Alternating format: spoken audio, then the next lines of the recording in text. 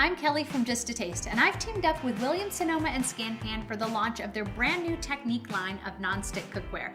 Today, we are turning the ordinary potato into something extraordinary with my recipe for easy, cheesy Hasselback potatoes, and we're going to be making them in the SCANPAN square roaster. There's no foil, there's no parchment paper needed because these babies are not sticking. So I'm going to show you a quick trick for how to make Hasselback potatoes. You're going to line them up, and I'm just using 2 wooden dowels, and what this is going to do, it's going to prevent you from cutting all the way through the potato. So now I'm going to take my knife and I'm going to make about 1/8 inch slices all along the potato, starting at the center.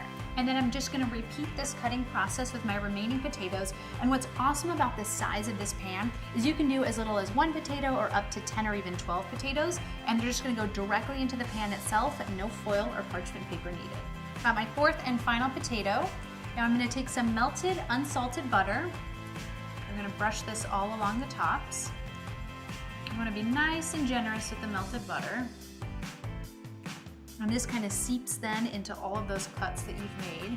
So you get that nice buttery flavor and nice golden brown crunch on top. And then before we pop these into a 450 Fahrenheit oven, I'm going to do a little bit of salt and pepper. And then they're going to bake for about 1 hour or until they're pretty much baked all the way through. And now for the good stuff, the cheese. So I'm just using some thinly sliced sharp cheddar cheese. I'm going to kind of separate each of the layers and insert one of the pieces of cheese in between each of the slices of potato. And what's awesome about this pan is all of this cheese is going to melt into the potatoes, and even if it doesn't melt directly into the potatoes and onto the pan, it's going to come right off because of that non-stick surface. These go back into the oven now for about 3 minutes or just until that cheese is all melted. We are looking good. We've got that melted sharp cheddar, and now because we're going to add more cheese, a little bit of finely grated Parmesan. And my kids love doing this part, the final sprinkling of the cheese. They go crazy over these Hasselback potatoes.